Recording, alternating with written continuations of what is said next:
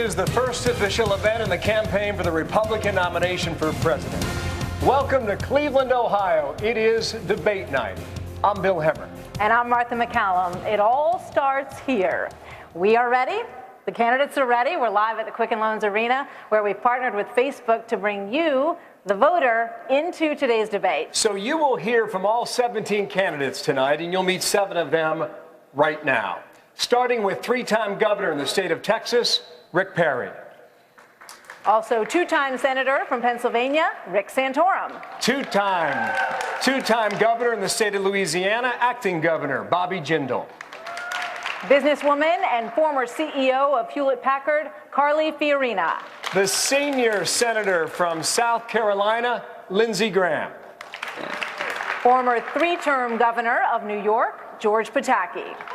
And former Virginia Governor Jim Gilmore. Now, this debate will last 1 hour. We're going to have 4 commercial breaks. Each candidate will have 1 minute to answer each question and 30 seconds for rebuttal. If you run out of time, you're going to hear this. Okay? Gentle. Everybody got the bell? Wait till you hear what the others are going to get later, huh? 1 year from now, a Republican nominee will be standing on this stage in this very same arena. That person is in Cleveland today. So let's get started. First topic, electability. First question to Governor Perry from Texas. Welcome, Governor. It's good to be with you. You were in charge of the 12th largest economy in the world, and you recently said that 4 years ago you weren't ready for this job. Why should someone vote for you now? After those 4 years of looking back and being prepared, the preparation to be the most powerful individual in the world requires an extraordinary amount of work. Not just having been the governor of the 12th largest economy in the world, which I might add, we added 1.5 million jobs during that period of time. Over that 2007 through 2014 period, a period when America was going through the most deep recession it had been through since the Great Depression. I think Americans want someone that have a track record of showing them how to get this country back on record. Some of them want to stand up and every day project that best days of America in front of us. And I will assure you, as the governor of the state of Texas, and as those last 4 years have showed me, the preparation to be ready to stand on this stage and talk about those monetary policies, those domestic policies, and those foreign policies, Americans are going to see that I'm ready to be that individual. Thank you, Governor. Now we go to Carly Fiorina. Carly, you were CEO of Hewlett-Packard. You ran for Senate and lost in California in 2010. This week, you said Margaret Thatcher was not content to manage a great nation in decline, and neither am I. Given your current standings in the polls, is the Iron Lady comparison a stretch? Well, I would begin by reminding people that at this point in previous presidential elections, Jimmy Carter couldn't win, Ronald Reagan couldn't win, Bill Clinton couldn't win, and neither could have Barack Obama. I started as a secretary and became ultimately the chief executive of the largest technology company in the world, almost $90 billion in over 150 countries. I know personally how extraordinary and unique this nation is. I think to be commander-in-chief in the 21st century requires someone who understands how the economy works, someone who understands how the world works and who's in it. I know more world leaders on the stage today than anyone running, with the possible exception of Hillary Clinton. Understands bureaucracies, how to cut them down to size and hold them accountable, and understands technology, which is a tool, but it's also a weapon that's being used against us. Most importantly, I think I understand leadership, which sometimes requires a tough call and a tough time. But mostly, the highest calling of leadership is to challenge the status quo and unlock the potential of others. We need a leader who will lead the resurgence of this great nation and unlock its potential once again. Thank you. Senator Santorum, you won the Iowa caucus 4 years ago in 10 other states, but you failed to beat Mitt Romney for the nomination. And no one here tonight is going to question your conviction or for your love for country. But has your moment passed, Senator? I would say the message that got us the win in Iowa and 10 other states against pretty overwhelming odds is the message that's going to deliver us in this election. You know, we didn't start out 4 years ago at the top of the heap. We were behind where we were today. But we stuck to our message. We stuck to the fact that Americans are tired of Washington corporate interests and Democrats who are interested in just politics and power, and they're looking for someone who's going to fight for them, looking for someone who's going to grow the manufacturing sector of our economy. So those 74% of Americans who don't have a college degree or have a chance to rise again, someone who's going to stand up and be very clear with our enemies as to the lines that are going to draw and stand with them. I've got a track record. The reason I did so well last time is not just because of the vision. It's because I have a track record in Washington, D.C. of getting things done. Iran sanctions. The Iran sanctions that brought them to the table, those are sanctions that we put in place when I was in the United States Senate, and a whole host of other things that put me in a position of saying I only have a great vision, but I can govern effectively in Washington. Thank you, Senator. Governor Jindal, you're one of 2 sitting governors on the stage tonight, but your approval numbers at home are in the mid-30s at this point. In a recent poll that showed you in a head-to-head against Hillary Clinton in Louisiana, she beat you by several points. So if the people of Louisiana are not satisfied, what makes you think that the people of this nation would be? Well, first of all, thank you all for having us. You know, I won 2 record elections. Last time I was elected governor, won a record margin in my state. Martha, we got a lot of politicians that will kiss babies, cut ribbons, do whatever it takes to be popular. That's not why I ran for office. I ran for office to make the generational changes in Louisiana. We've cut 26% of our budget. We have 30,000 fewer state bureaucrats than the day I took office. I don't think anybody has cut that much government anywhere at any time. As a result, 8 credit upgrades. As a result, a top 10 state for private sector job creation. And we fought for statewide school choice, where the dollars follow the child instead of the child following the dollars. We've been the most pro-life state 6 years in a row. My point is this. I won 2 landslide elections. I made big changes. I think our country is tired of the politicians who simply read the polls and fail to lead. Both Democrats and Republicans have gotten us in the mess we're in, $18 trillion of debt, a bad deal with Iran. We're not staying with Israel. I think the American people are looking for real leadership. That's what I've done in Louisiana. That's what I'll do for America. Senator Lindsey Graham, you worked with Democrats and President Obama when it came to climate change, something you know is extremely unpopular with conservative Republicans. How can they trust you based on that record? You can trust me to do the following, that when I get on the stage with Hillary Clinton, we won't be debating about the science, we'll be debating about the solutions. In her world, cap and trade will dominate, that we will destroy the economy in the name of helping in the environment. In my world, we'll focus on energy independence and a clean environment. When it comes to fossil fuels, we're going to find more here and use less. Over time, we're going to become energy independent. I am tired of sending $300 billion overseas to buy oil from people who hate our guts. The choice between a weak economy and a strong environment is a false choice. That is not the choice I offer America. A healthy environment, a strong economy, and energy independent America. That would be the purpose of my presidency, to break this stranglehold that people enjoy on fossil fuels who hate our guts. Thank you, Senator. Governor Pataki, 4 years ago this month, you called it quits in a race for the presidency in 2012, but now you're back. Mitt Romney declined to run this time because he believed that the party needed new blood. Does he have a point? I think he needs somebody who hasn't been a career politician and who's been out of office for a while. I think the last 8 years in the private sector have allowed me to see government from the outside, and I think that is a positive thing. Yes, I thought about running 4 years ago. I was ready to lead, but I wasn't ready to run. But I look at this country today, and I look at how divided we are. I look at how politicians are always posturing and issuing sound bites, but never solving problems. And what I did in New York was bring people together, an overwhelmingly Democratic state. But I was able to get Democrats to support the most conservative, sweeping policy changes in any state in America. And when I look at Washington today, we need to bring us together. We need to solve problems. We need to rebuild our military so we can stand up to radical Islam. We need to get our economy growing much faster by throwing out the corrupt tax code and lowering the rates. We have to end crony capitalism in Washington, where the lobbyists and the powerful can get tax breaks and tax credits, and the American people don't get laws in their interest. I can do that. And I can do it regardless of what the makeup of Congress is, because I did it in New York State. So we need new leadership. Yes, I will be that new leader. Thank you, Governor. From one side of the stage to the other, Governor Jim Gilmore. You were the last person on stage to declare your candidacy. You ran for the White House once and lost. You ran for the Senate one time and lost. You haven't held public office in 13 years. Similar question. Is it time for new blood? I think the times are different now. I think the times are much more serious.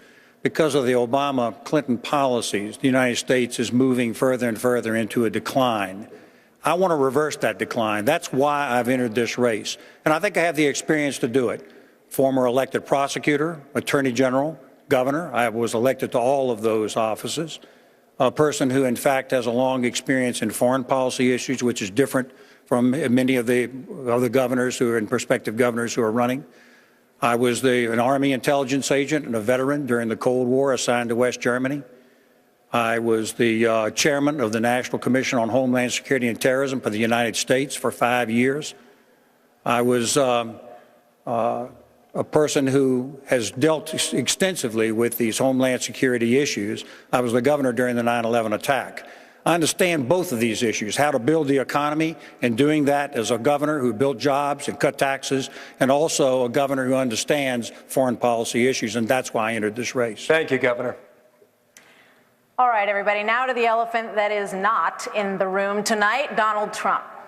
Let's take a look at this graphic that shows the huge amount of political chatter that he is driving on Facebook right now. Some of it good, probably, some of it bad.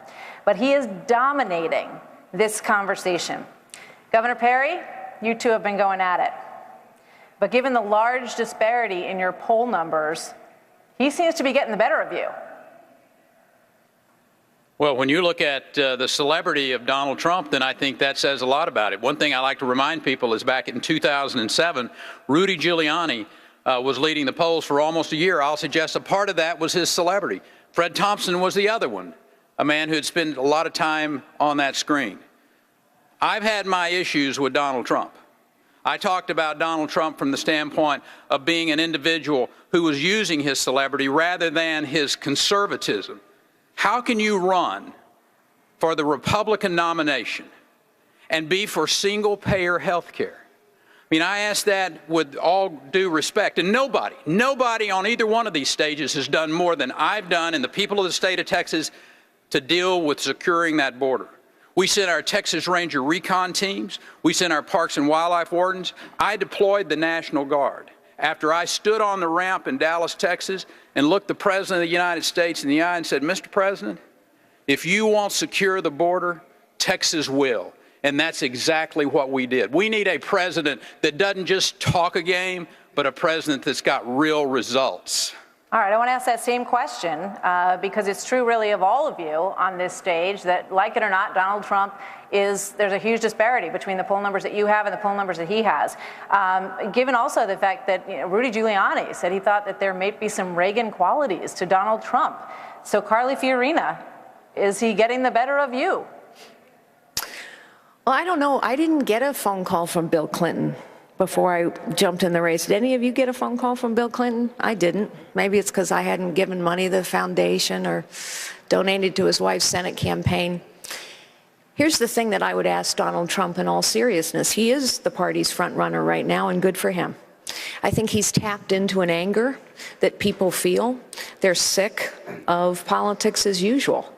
You know, whatever your issue, your cause, the festering problem you hoped would be resolved, the political class has failed you. That's just a fact, and that's what Donald Trump taps into. I would also just say this, since he has changed his mind on amnesty, on health care, and on abortion, I would just ask, what are the principles by which he will govern? Thank you. This Saturday, August 8th, 2 days from now, marks 1 year since the strikes began against ISIS in Iraq and followed in Syria 1 month later. This week, a leading general in the U.S. Marine Corps says 1 year later, that fight is at a stalemate. Governor Jindal, give me one example how your fight against ISIS would be different over there. Well, to start with, unlike President Obama, I'll actually name the enemy that we confront. We've got a president who cannot bring himself to say the words radical Islamic terrorism. Now, Bill, he loves to criticize America, apologize for us, criticize medieval Christians. How can we beat an enemy if our commander-in-chief doesn't have the moral honesty and clarity To say that Islam has a problem and that problem is radical Islam. To say they've got to condemn not just generic acts of violence, but the individual murderers who are committing these acts of violence. We've got a president instead who says we're going to change hearts and minds. Well, you know what? Sometimes you win a war by killing murderous, evil terrorists. We're going to take the political handcuffs off the military. We will arm and train the Kurds. We will work with our Sunni allies. They know we will be committed to victory. We had this failed red line with Assad, and it discouraged folks that want to help us on the ground. Finally, we'll take off the political handcuffs. We'll go to the Congress. This president has gone to Congress and said, give me a 3-year deadline. Give me a ban on ground troops. I'm going to go to the commanders and say, give me a plan to win. You can't send your troops into harm's way unless you give them every opportunity to be successful. Yeah, and the senator to your right has called for 20,000 American troops in Syria and Iraq so far today, Senator Graham, and I'll give this question to you. Why should the American people, after 2 wars in Iraq, sacrifice yet again on a 3rd war? If we don't stop them over there, they are coming here just as sure as I stand here in front of you. One thing I want to be clear about tonight. If you're running for President of the United States and you don't understand that we need more American ground forces in Iraq and that America has to be part of a regional ground force that will go into Syria and destroy ISIL in Syria, then you're not ready to be commander-in-chief, and you're not serious about destroying ISIL. According to the generals that I know and trust, this air campaign will not destroy ISIL. We need a ground force in Iraq and Syria, and America has to be part of that ground force. According to the FBI and the Director of National Intelligence, Syria is becoming a perfect platform to strike our nation. I've got a very simple strategy as your president against ISIL. Whatever it takes, as long as it takes, to defeat them. Senator, thank you. All right, let's get to our first commercial break. There is plenty more to discuss tonight. Coming up, immigration, more on ISIS and Homeland Security as well as we continue live tonight from Cleveland, Ohio.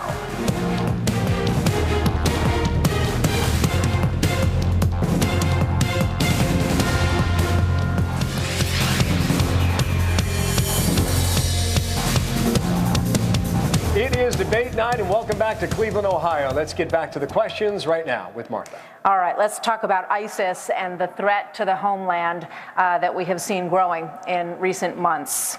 This goes to Governor Pataki. 69 ISIS-inspired terrorists have been arrested in this country in homeland plots, and the FBI assures us that there are likely many more to come. The president is reluctant to label these terrorists Islamic extremists, but you've said that you have no problem with that label. But then comes the hard part. So here's the question. How far are you willing to go to root out this problem here at home?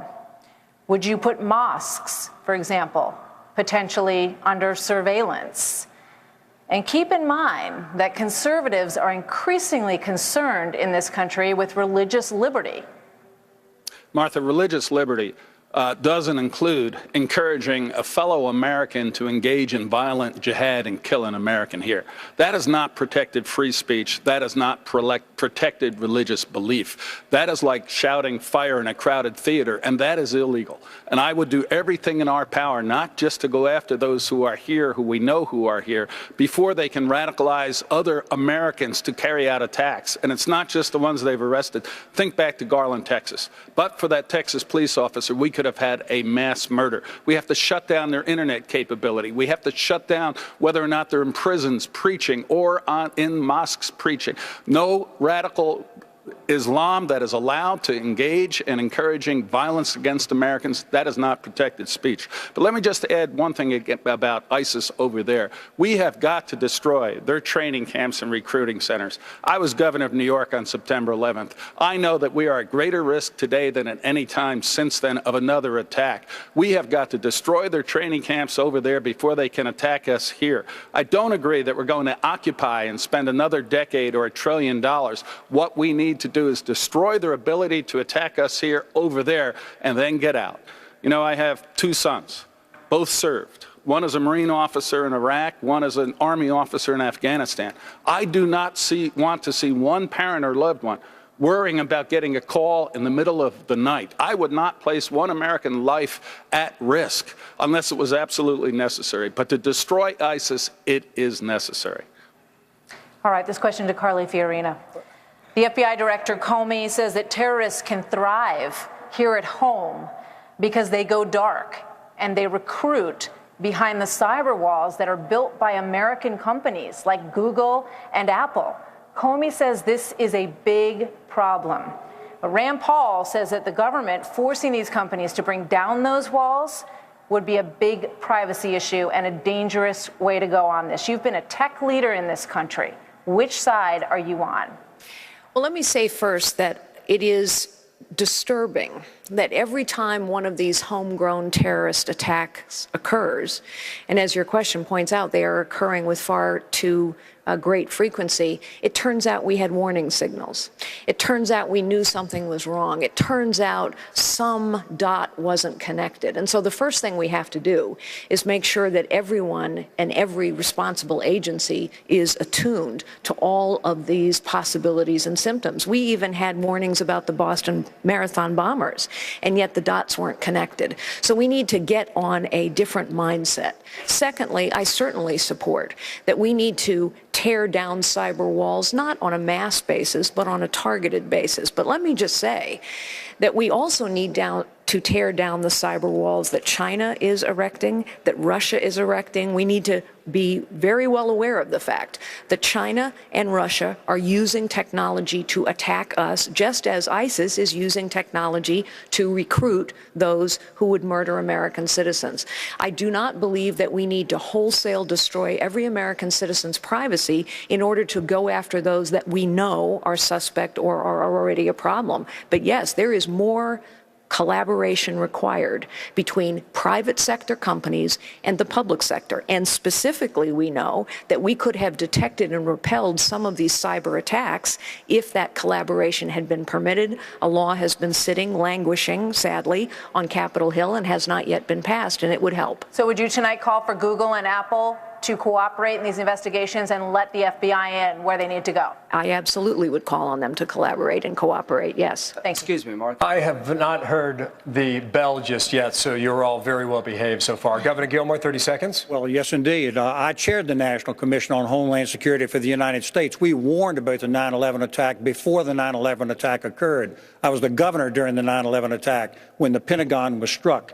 And I'm going to tell you this. We need to use the benefit of our law enforcement people across this country, combined with our intelligence people across this country. We need to use our technological advantages, because what we've warned of is an international guerrilla movement that threatens this country. It's going to happen in this country. There are going to be further attacks. We have to be prepared to defend the American people, prepare them for a long war, stand up for the defense of this country, and stand up for the values of this country. Thank you, Governor. I've got to move on to immigration here. Senator Santorum, you would argue you have one of the tougher positions on illegal immigration in the entire 17 candidate field at the moment. We often talk about this issue on the abstract level in Washington, D.C.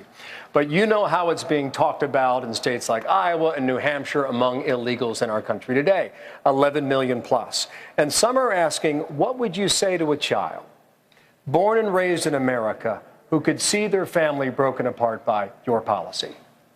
My father was born in Italy, and shortly after he was born, my grandfather immigrated to this country. Under the laws of this country, he wasn't allowed to be with his father for 7 years. Spent the first 7 years of his life in fascist Italy under Benito Mussolini. Not a very pleasant place to be. I asked my dad after, obviously, I found out about this, and I said, didn't you resent America for not letting you be with your father in those formative and very threatening years? You know what he said to me? America was worth the wait. We're a country of laws, Bill. We're a country of laws, not of men, not of people who do whatever they want to do. I know we have a president who wants to do whatever he wants to do and take his pen and his phone and just tell everybody what he thinks is best. But the reason America is a great country, the reason is because our compassion is in our laws. And when we live by those laws and we treat everybody equally under the law, that's when people feel good about being Americans. And I put forth an immigration policy that is as strong in favor of the folks who are struggling in America the most than anybody else. It's the strongest pro-worker immigration plan. It says that after 35 million people have come here over the last 20 years, almost all of whom are unskilled workers, flattening wages, creating horrible opportunity, a lack of opportunities for unskilled workers. We're going to do something about reducing the level of immigration by 25%. We're going to be tough at the border. We're going to be tough on all of the illegal immigrants that everybody else in this field. We're going to be different. We're going to be actually out there trying to create a better life for hardworking Americans. Governor Perry, try and answer this question again. What do you say to the family of illegals? Are you going to break them apart? Bill, here's the interesting position on this. Americans are tired of hearing this debate want to go to what are you going to do about illegal immigration. For 30 years, this country has been baited with that. All the way back to when Ronald Reagan signed a piece of legislation that basically allowed for amnesty for over 4 million people, and the border's still not secure. The American people are never going to trust Washington, D.C., and for good reason.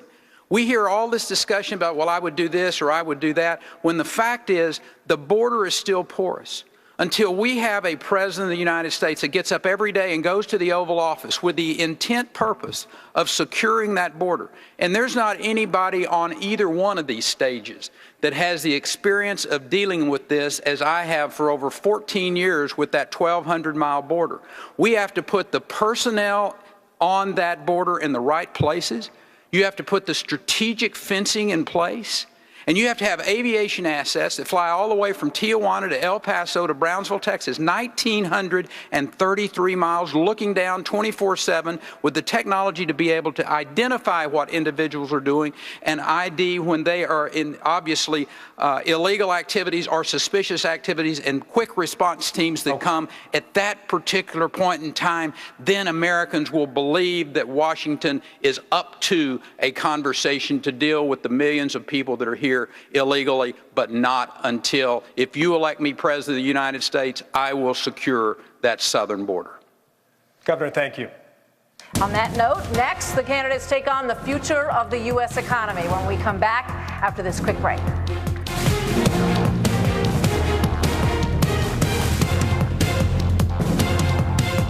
U.S. jobs in the U.S. and not outsourced to foreign employees.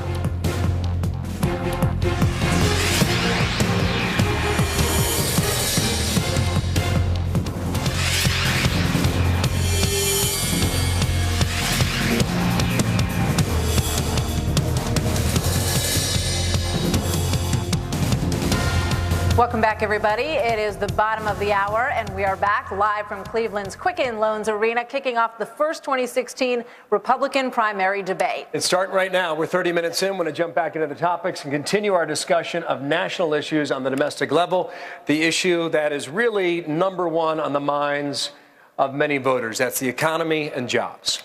So let's start here with Senator Graham. Senator Graham, 82 million Americans over the age of 20 are out of the workforce. Right. 45 million people in this country are on food stamps. 9 million are on disability. All of these numbers have been rising sharply in recent years. There's an increasing willingness in this country to accept assistance. How do you get Americans who are able to take the job instead of a handout? I think America's dying to work. You just even give them a chance. To all the Americans who want a better life, don't vote for Hillary Clinton. You're not going to get it. She's not going to repeal Obamacare and replace it. I will. She's not going to build the Keystone Pipeline. I will. She's not going to change Dodd-Frank. I will. Until you change the policies of Barack Obama, we're never going to grow this economy. Until you change the policies of Barack Obama, we're never going to be safe. She represents a third term of a failed presidency. I'm fluent in Clinton speak. I've been dealing with this crowd for 20 years. You know, when Bill Clinton says it depends on what the meaning of is, that means is whatever Bill wants it to mean. When Hillary Clinton tells you, I've given you all the emails you need, that means she hasn't. So to the people who are dying for a better America, you better change course. And she doesn't represent the change that we need. Do we all agree that ISIL is not the JV team? If I have to monitor a mosque, I'll monitor a mosque. If I have to take down a cyber wall, I'll take it. If I have to send more American troops to protect us here, I will do it. She will not. She has empowered a failed agenda. She is going to empower a failed solution to an American economy dying to grow. Elect me. I know the difference between being flat broke. Apparently she doesn't. In Hillary Clinton's world, after 2 terms in the White House where her husband was president, she said she was flat broke. Hillary, I'll show you flat broke. That's not it. All right, Senator Santorum, let's get back to the question at hand, which is whether or not Americans have become too reliant on assistance or too willing to take assistance. Do you believe that we need to change the culture in this country in terms of whether or not we should be encouraging people to get off of it and take the job when it's available? Some are able and not doing that. Yeah, I think it's a 1-2 punch. Number one, we have to create better paying jobs. I mean, that's just the bottom line. We haven't. And that's the reason that I've said under my presidency, we'll create jobs and make America the #1 manufacturing country in the world. If we want to create jobs for the folks that you're talking about who are having trouble getting off government benefits, primarily because of their low skill level, there is no better way. It's worked for 100 years in America. Putting people back to work in manufacturing is it. I'm going to be introducing a plan which I call the 2020 Perfect Vision for America. It's a 20% flat rate tax. It'll take a blowtorch to the IRS. It will create a manufacturing juggernaut in this country. And you combine that with reforms of our welfare system. You're looking at the man who introduced and fought on the floor as a freshman senator and passed the Welfare Reform Act of 1996. Over 2 President Clinton vetoes, got 70 votes in the United States Senate. Bipartisan issue, and I ended a federal entitlement. Never been done before, never been done since. What we need to do is take the rest of the federal entitlements, not just welfare, but food stamps and Medicaid and housing programs, and do the same thing we did with welfare, work requirements and time limits. That will change everything. All right, new question, same topic, goes to Governor Gilmore. You know, based on your record and what we're discussing here, which is potentially cutting back some entitlements, cutting back benefits, it's tricky business, as we all know, because people will argue that that's their means to escape poverty. So they're going to look at you when you want to do that, and they will call you heartless. What will you tell them? I'll tell them that we're going to grow the economy so that we can give people better opportunities so they don't have to rely exclusively on benefit types of programs. Some do, but many Americans are dying to have an opportunity to grow and to create something inside this economy. And I'm glad that I have a chance to answer this question. I've had the growth code out there for about 5 years, and it's this specific program.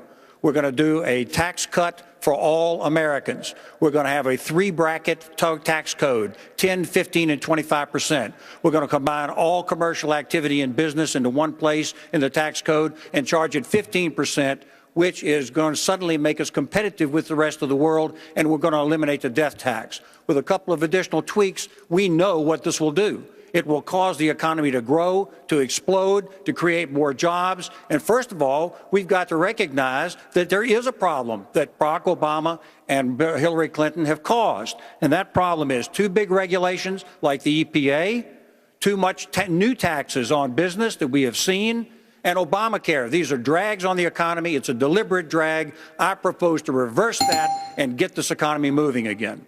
Thank you, Governor. Your last topic brings us to the state of Ohio. You know the saying, right? No Republican wins the White House unless you win here in the Buckeye State. Well, here in the Buckeye State, the governor, John Kasich, took the federal money for Medicaid expansion under Obamacare.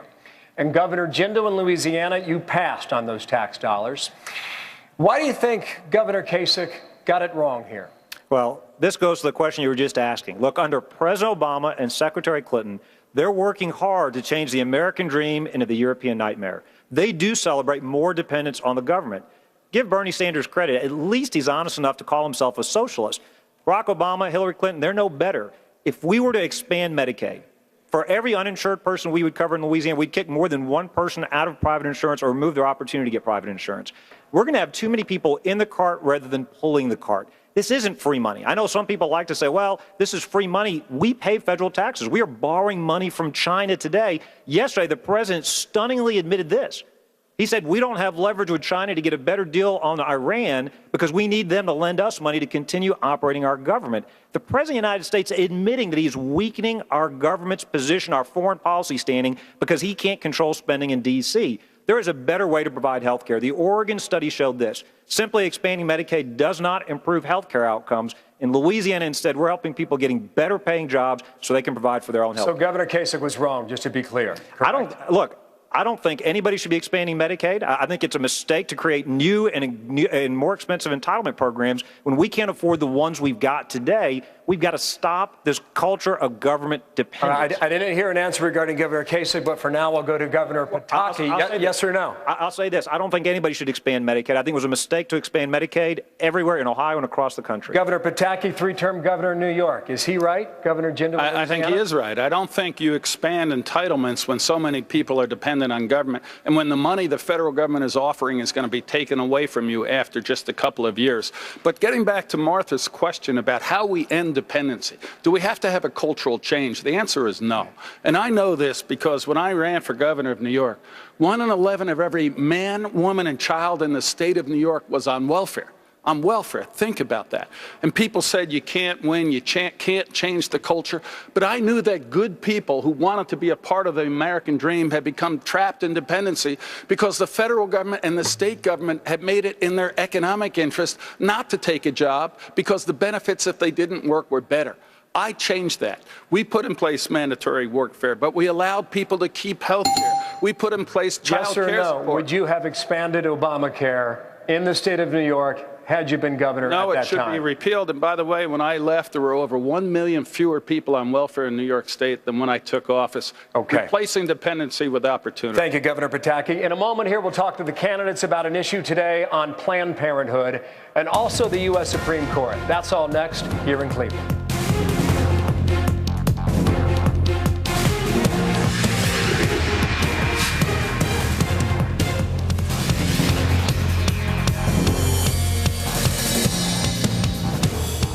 Welcome back to Cleveland, Ohio. I want to get back to the questions and the issues in this debate now with my co-anchor, Martha. All right. Well, there's been a lot of discussion on Facebook, as you would imagine, about the Iran nuclear deal. Let's just take a look as an opener at this one question that comes from Logan Christopher Boyer of St. Louis, Missouri. He says, how will you disarm Iran and keep the Middle East from becoming nuclearized? So let's open this discussion about Iran with this question that comes to Governor Perry. Governor Perry, here's the question for you. Critics of the Iran deal say that it puts America on the same side as the largest state sponsor of terrorism in the world, of Hamas, of Hezbollah, of the backers of those groups, and of people who chant death to America in the street, that this deal puts us on that side of the equation. But our traditional Middle East allies, led by Saudi Arabia, have also funneled support to Islamic radical groups who want to kill Americans.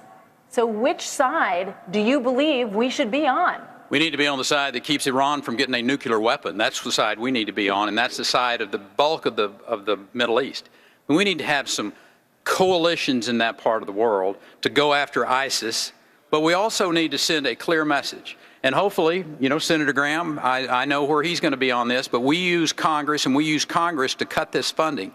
One of the great challenges that we have, $150 billion is fixing to go to a country that killed our Marines in Lebanon, that used their weapons to kill our young men in Iran. And the idea that this negotiation, I will tell you one thing, I would a whole lot rather had Carly Fiorina over there doing our negotiation than John Kerry. Maybe we would have gotten a deal where we didn't give everything away.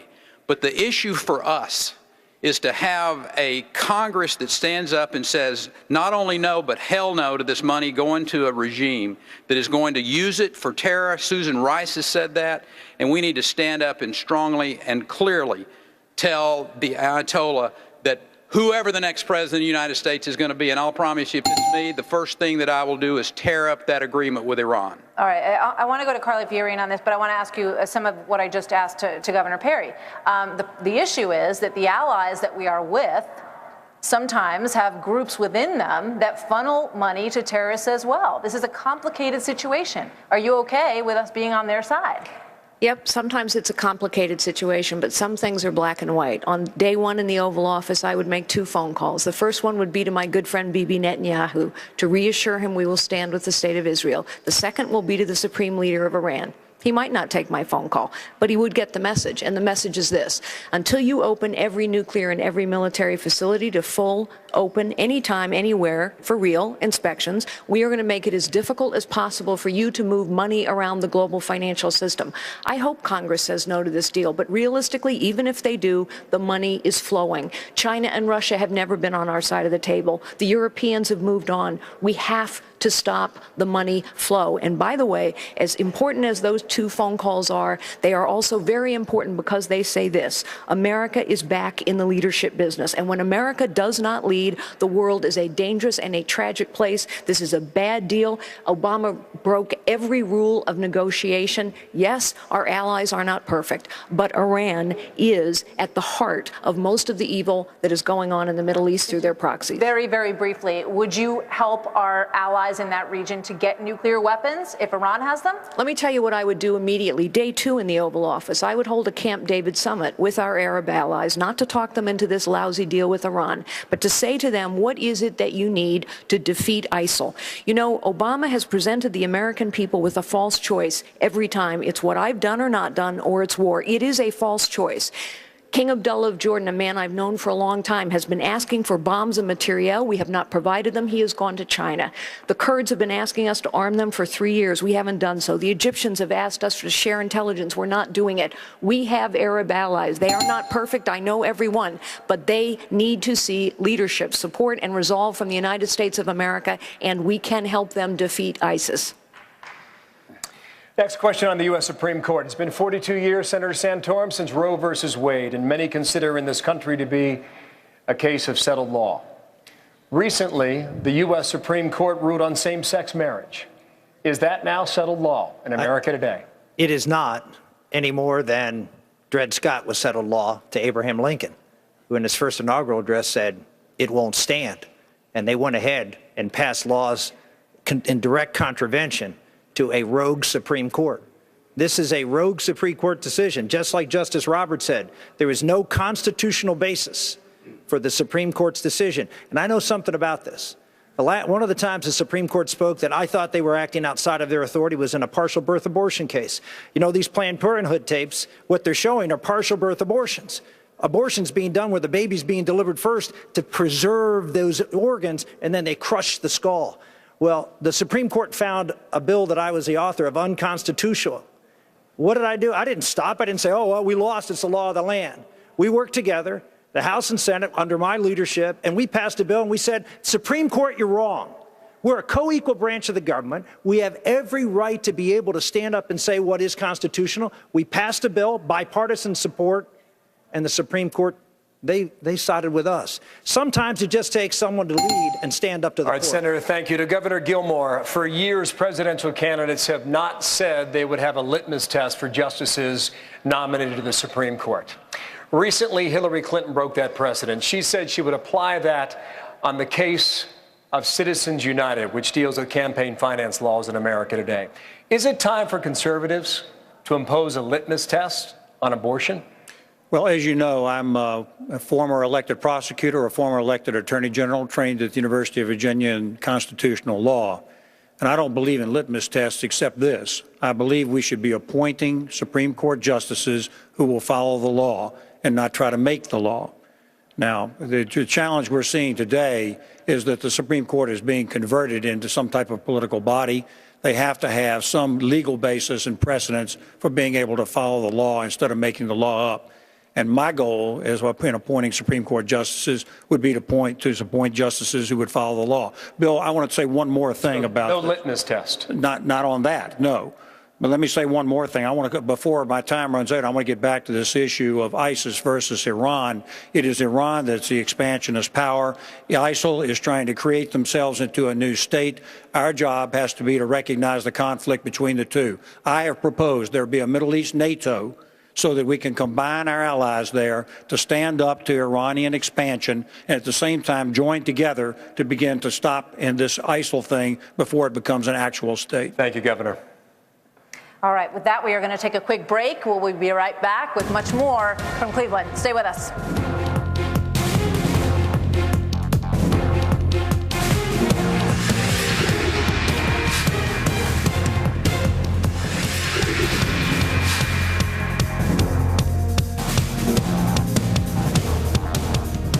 As the first debate of the nomination season continues, welcome back to Cleveland. I want to get back to the questions right now and the issues here in the U.S. Martha. We want to get back to Planned Parenthood, and this question goes to Governor Pataki. Governor Pataki, you're the only pro-choice candidate running. A Republican holding that position has not won a single primary in 35 years. With the recent Planned Parenthood videos that we have all seen, shedding new light on abortion practices, I know that you have said that you would defund Planned Parenthood. Yes. But has this story changed your heart? My heart has not changed because I've always been appalled by abortion. I'm a Catholic. I believe life begins at conception. But as Bill said earlier, Roe v. Wade has been the law for 42 years, and I don't think we should continue to try to change it. But what we can do is defund Planned Parenthood. And by the way, put in place an absolute permanent ban on any taxpayer dollars ever being used to fund abortions. Also, when you look at these videos, they are horrific and show just a hideous disrespect for life. What else we can do is that we should believe in science. You know, Hillary Clinton's always saying how Republicans don't follow science. Well, they're the ones not listening to the scientists today, because doctors say that at 20 weeks, that is a viable life inside the womb. And at that point, it's a life that we have the right to protect, and I think we should protect. So I would pass legislation outlawing abortion after 20 weeks. It is Hillary, it is Biden, it is the others who insist on allowing abortion well into the life of a viable infant that is wrong and that should be stopped. All right, on the same topic, let's go to Governor Jindal. Carly Fiorina, also on the stage, said that she would go so far as to shut down the government over the issue of defunding Planned Parenthood. Would you do that? Would you be willing to shut down the government when it comes to defunding this group? Well, a couple of things. Planned Parenthood had better hope that Hillary Clinton wins this election. Because I guarantee you, under President Jindal, January 2017, the Department of Justice and the IRS and everybody else that we can send from the federal government will be going into Planned Parenthood. This is absolutely disgusting and revolts the conscience of the nation. Absolutely, we need to defund Planned Parenthood. In my own state, for example, we launched an investigation. Canceled their provider contract. They don't provide any abortions in Louisiana. But in terms of shutting down the government, I don't think President Obama should choose to shut down the government simply to send taxpayer dollars to this group that has been caught, I believe, breaking the law, but also offending our values and our ethics. Martha, it is time for Republicans in D.C. to fight. Too often they give up, they negotiate with themselves. They said they would get rid of the unconstitutional amnesty. They didn't do that. They said they would repeal Obamacare if we gave them the majority. They didn't do that either. They said they'd shrink and balance the budget. They haven't done that. Absolutely, they should fight to defund Planned Parenthood. And I don't think the president should shut down the government simply to send our taxpayer dollars to this group. All right, Lindsey Graham, this conversation will no doubt go to the war on women. And that cutting funding to this group could be a very broad brush against all of you or anybody who holds this nomination as being against women's health, against these organizations that people will say provide positive things for many women. I don't think it's a war on women for all of us as Americans to stand up and stop harvesting organs from little babies. Let's take the money that we would give to Planned Parenthood and put it in women's health care without having to harvest the organs of the unborn. The only way we're going to defund Planned Parenthood is to have a pro-life president. You want to see a war on women? Come with me to Iraq and Afghanistan, folks. I've been there 35 times. I'll show you what they do to women. These mythical Arab armies that my friends talk about that are going to protect us don't exist. If I am president of the United States, we're going to send soldiers back to Iraq, back to Syria to keep us from being attacked here and keep soldiers in Afghanistan because we must. I cannot tell you how much our nation is threatened and how we need a commander-in-chief who understands the threats to this nation. If you're running for president of the United States and you do not understand that we cannot defend this nation without more of our soldiers over there, you're not ready for this job. Thank you, Senator. Executive power. It appears that you all have a little bit of an issue with it at the moment. I want to move through this as quickly as I can from stage left to stage right. On the second day of his presidency, January 22nd, 2009, President Obama signed one of his first executive orders. That was close Guantanamo Bay in Cuba, still open today. What would be your first executive order? Governor Gilmore, start. Well, it's not a matter of what the first executive order would be, Bill. The matter is what orders exist now that shouldn't exist. The president has done an executive order with respect to illegal immigration that is illegal, and it creates a contempt for the law, for the rule of law. If I were the President of the United States, I'd go and look at every executive order that exists right now and determine which ones want to be voided, because the President shouldn't be legislating, not through that vehicle or any other. We should be relying upon the leadership of the Congress to pass the laws. Senator Graham.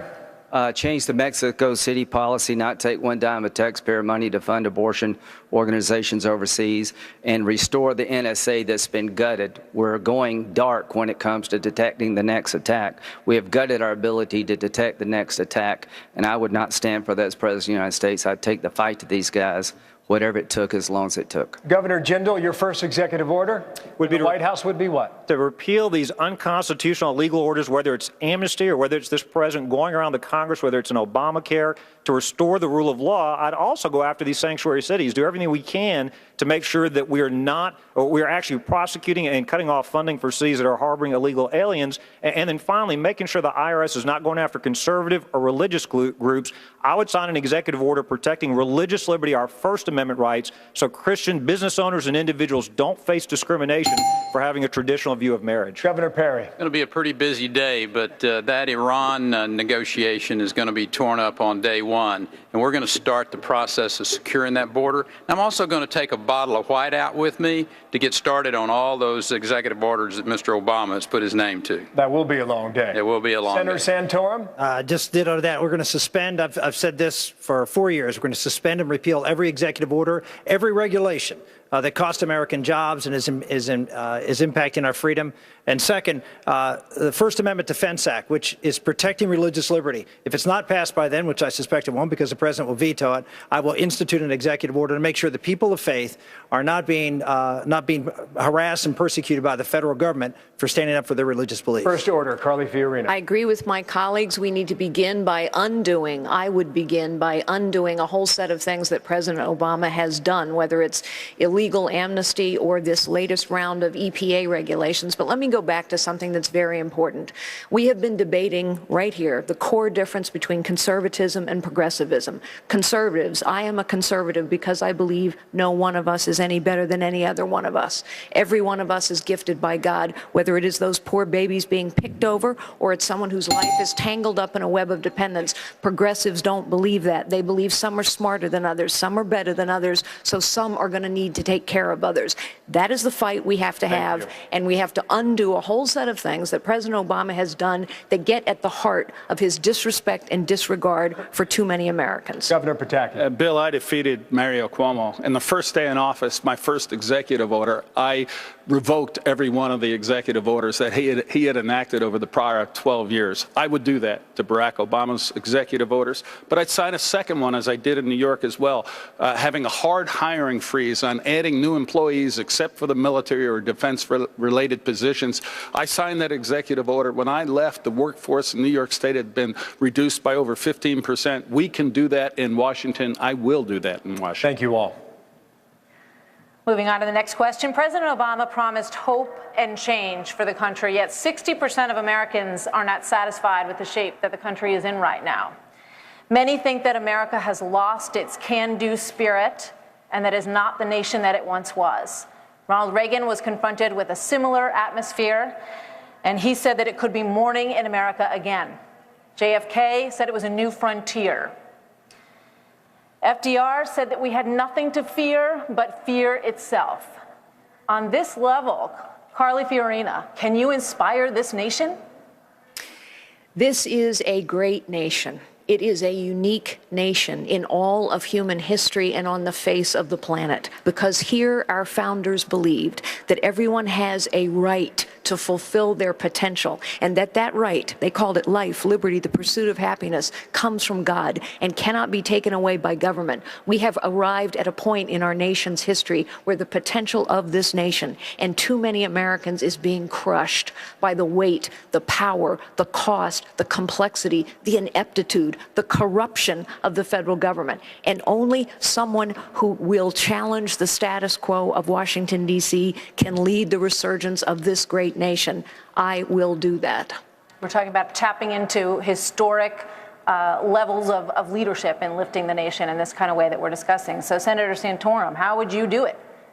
I came to Washington, D.C. in 1990. That sounds like a long time ago. It was 25 years ago, and I came by defeating a Democratic incumbent. I came as a reformer. I started the Gang of Seven, and it led to the overtaking of the 40-year Democratic rule of Congress because I stood up to the old boy network in Washington, D.C., because I believed that Washington was not the solution, that Washington was the problem, just like Ronald Reagan said. I was a child of Ronald Reagan. And I went there, and for 16 years, I fought the insiders and was able to get things done. That's the difference. We need to elect someone who will stand with the American people, who understands its greatness, who understands what an open economy and freedom is all about, but at the same time has a record of being able to get things done in Washington like we've never seen before. Reforms, everything from moral and cultural issues to economic issues. Those of you who have health savings accounts.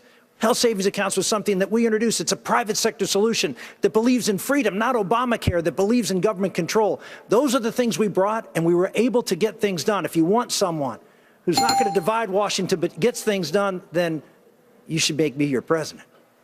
Thank you, Senator. Want to do that, Lindsey Graham? Thank you. Well, the first thing I'd tell the American people, whatever it takes to defend our nation, I would do. To the 1% who've been fighting this war for over a decade, I try my best to be a commander-in-chief worthy of your sacrifice. We're going to lose Social Security and Medicare if Republicans and Democrats do not come together and find a solution like Ronald Reagan and Tip O'Neill. I will be the Ronald Reagan if I can find a Tip O'Neill. When I was 21, my mom died. When I was 22, my dad died. We owned a liquor store, a restaurant, bar, and we lived in the back. Every penny we needed from every penny we got from Social Security, because my sister was a minor, we needed. Today, I'm 60, I'm not married, I don't have any kids. I would give up some Social Security to save a system that Americans are going to depend on now and in the future. Half of American seniors would be in poverty without a Social Security check. If you make me your president, I'm going to put the country ahead of the party. I'm going to do what it takes to defend this nation. This nation's been great to me, and that's the only way I know to pay you back. Thank you. Thank you, Senator. I need a two-word answer to the following query. In 2008, then-Senator Barack Obama described Hillary Clinton as, quote, likable enough, end quote. What two words would you use to describe the... And with no vision at all. Well, Carly Fiorina. Not trustworthy, no accomplishment. Secretive and untrustworthy. Well, let's go with three. Good at email. Governor Jindal. Socialist and government dependent. Not the change we need at a time we need it. Governor. Professional politician that can't be trusted. Not a lot of compliments. To be continued. So now every candidate will have the opportunity to make a closing statement tonight. Each candidate will have 30 seconds for that. And we start with Governor Perry. Well, this is going to be a show me, don't tell me election. I think America's just a few good decisions and a leadership change at the top away from the best years we've ever had. And I think that the record of the governor of the last 14 years of the 12th largest economy in the world is just the medicine America's looking for. 1.5 million jobs created during the worst economic time this country's had since the Great Depression, while the rest of the country lost 400,000 jobs. We're talking about a state that moved graduation rates forward from 27th in the nation to second high. As a matter of fact, if you're Hispanic or African American in Texas, you have the #1 high school graduation rates in America. Americans are looking for somebody that's going to give them hope. And there is a place in this country over the last 8 years in particular that talked about hope every day, and they didn't just talk about it, they delivered it, and that was the state of Texas. And if we can do that in Texas, that 12th largest economy in the world, in America, our best days are in front of us. We can reform those entitlements. We can change that corporate tax code and lower it. We can put America back on track on a growth level and a growth rate that we've never seen in the history of this country. It just needs a corporate executive type at the top that's done it before. And I will suggest to you, nobody's done it like Rick Perry's done it over the last 8 years. And if you elect me president, we will bring incredible growth back to this country. And as someone who's worn the uniform of the country, that's how we build our military back up. Thank you, Governor. Senator Santorum. I'll tell you how optimistic I am about America. Karen and I have 7 children. You don't have 7 children and bring them into this world if you're not optimistic about the future of this country. I am, but people are upset, and they're upset for a reason about the future of this country. Donald Trump actually seized on it when he talked about immigration. And I think the reason he did is because immigration is sort of an example of what's broken and what's wrong in Washington, D.C. You see, you have one side, the Democrats, and with immigration, all they care about is votes. They don't care about American workers. They just care about bringing as many people in so they can get as many votes as they can. On the other side, you have so many Republicans, and what do they care about? Helping business make profits. But there's nobody out there looking out for the American worker. I'm looking out for the American worker. I'm the only one in this stage who has a plan that's actually going to reduce immigration, actually going to do something to help the American worker. And you combine that with a plan to make manufacturing this country #1 in manufacturing, you've got someone who's going to help revitalize and give hope to America. We're the places that is the most hopeless today. That's why I ask for your support for president. All right, Senator, thank you. Governor Jindal.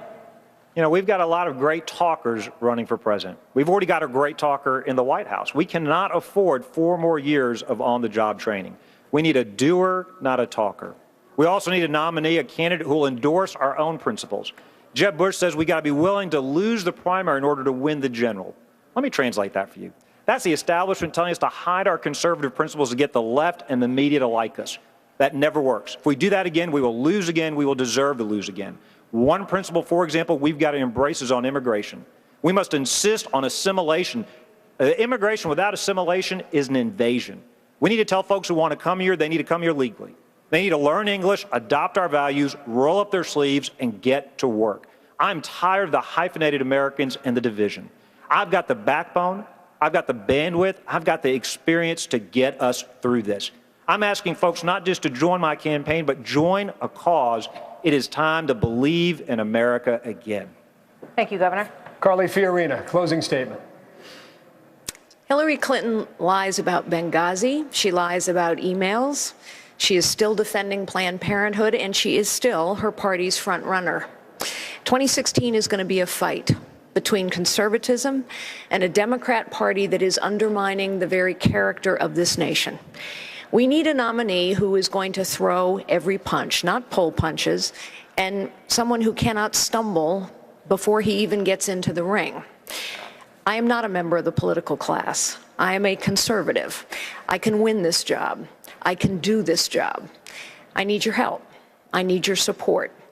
I will, with your help and support, lead the resurgence of this great nation. Thank you. Thank you. Senator Graham. We need somebody ready to be commander-in-chief on day one, who understands there are no moderates in Iran. They've been killed a long time ago. That the Ayatollah is a radical jihadist who really means it when he chants death to America, death to Israel. And this deal is giving him a pathway to a bomb, a missile to deliver it, and money to pay for it all. We need a president who can solve our problems, bring us together. We're becoming Greece if we don't work together. At the end of the day, ladies and gentlemen, our best days are ahead of us only if we work together, and I intend to put this country on a path of success by working together and doing the hard things that should have been done a very long time ago. To Governor Pataki, closing statement now. With all the candidates, why me? My background is different. I look at Washington and I hear the talk and I see the promises, and it seems nothing ever changes. Washington gets bigger, taxes get higher, and the American people feel more distanced from our government. I had the opportunity not just to run, but to win in the deep blue state of New York 3 times. And not only did I win, but I then worked with a Democratic legislature to put in place the most sweeping conservative reforms of any state in America, taking us from the most dangerous state in America to the 4th safest, reducing our welfare rolls by over 1 million and replacing over 700,000 private sector jobs. I can govern by bringing people together. And also, I've been tested in a way no one else has. I was governor on September 11th, and I'm proud of my leadership in bringing New York through that times. And when I left, we were stronger, we were safer, and we were more united than at any time in my lifetime. We need to bring people together in Washington. The talk has got to stop. The action has got to begin. People can promise you something. I delivered in the blue state of New York. I will deliver for the American people if I have the privilege of leading this country. Thank you, Governor. Governor Gilmore. Well, I was a conservative governor of Virginia. I governed that way, and that's my track record. But the key thing that we're seeing now is serious challenges of this country that must change.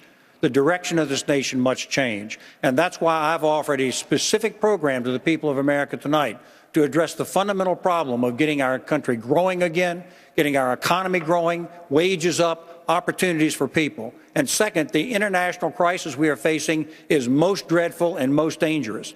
I have the experience as a prosecutor, attorney general, governor, United States Army intelligence veteran, governor during the 9/11 attack, chairman of the Terrorism Commission for this country. It's time for real substance and real experience. And that's what I offer to the people of the United States in this candidacy for the presidency. Thank you, Governor. That concludes the first debate of the 2016 Republican primary. And we'd like to thank all 7 of you for being here today. And later, the night has just begun. Coming up next, special report with Bret Baier. You'll see him live here in Cleveland. On the Record with Greta at 7 o'clock. Then Bill O'Reilly on the O'Reilly Factor, 8 o'clock Eastern Time. And then at 8:50, our next debate with the top 10 candidates, hosted by Bret Baier, Megyn Kelly, and Chris Wallace. The Kelly File will be on right after. Then Hannity at midnight. It goes all night, folks. That's it for us. Special report starts now.